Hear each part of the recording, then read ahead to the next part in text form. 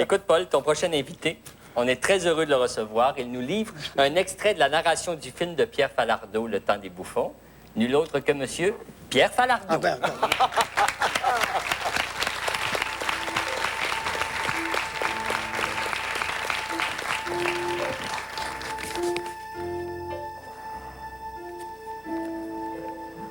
Ça a fini par passer à la TV. Le temps des bouffons.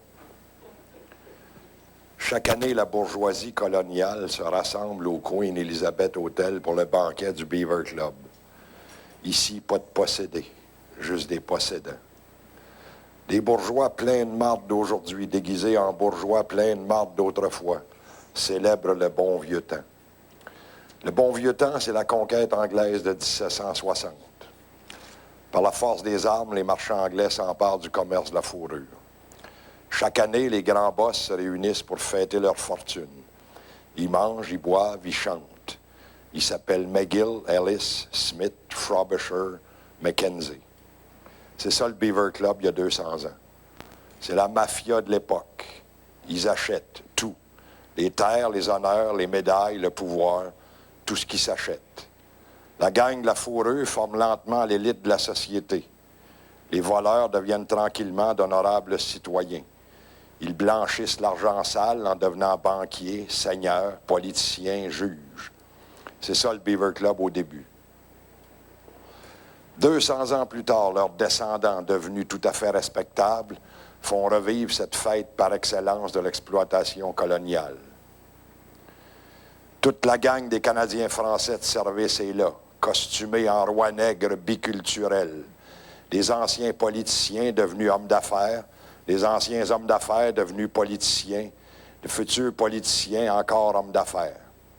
Toute la rapace est là, des boss puis des femmes de boss, des barons de la finance, des rois de la pizza congelée, les mafiosos de l'immobilier, toute la gang des bienfaiteurs de l'humanité, des charognes à qui on élève des monuments, des profiteurs qui passent pour des philanthropes, des pauvres types amis du régime déguisés en sénateurs séniles, des bonnes femmes au cul serré, des petites plottes qui sucent pour monter jusqu'au top, des journalistes rampants habillés en éditorialistes serviles, des avocats véreux costumés en juges à 100 000 par année, des liches-culs qui se prennent pour des artistes. Toute la gang est là. Un beau ramassis d'insignifiants, chromés, médaillés, cravatés, vulgaires et grossiers avec leurs costumes chics et leurs bijoux de luxe. Ils puent le parfum cher, sont riches puis sont beaux, affreusement beaux, avec leurs dents affreusement blanches puis leur peau affreusement rose. Et ils fêtent. Les bourgeois anglais se déguisent en bourgeois anglais. Les collabos bilingues s'habillent en collabos bilingues, souriants et satisfaits. Les Écossais sortent leurs jupes écossaises. Les Indiens se mettent des plumes dans le cul pour faire autochtone. On déguise les Québécois en musiciens puis en waiters. Les immigrés, ben comme les Québécois, en waiters. Chemise à carreaux et ceinture fléchée.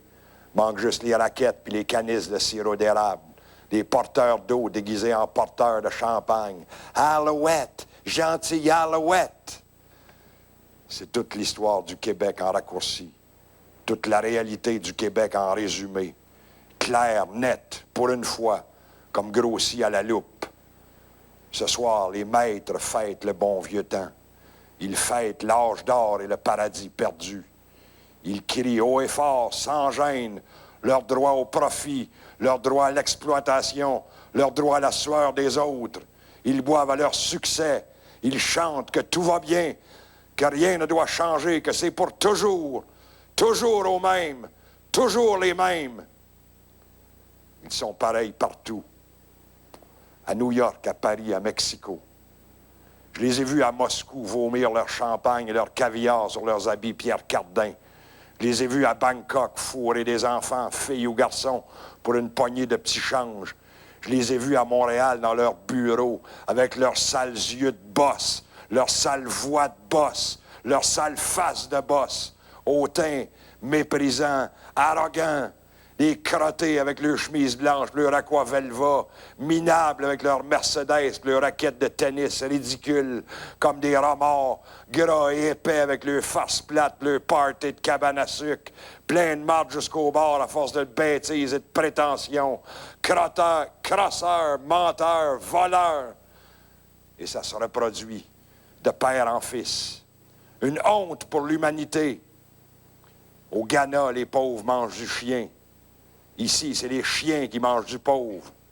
Et ils prennent leur air surpris quand on en met un dans une valise de char. Applaudissons-nous. We are magnificent people. Quelle bouffonnerie.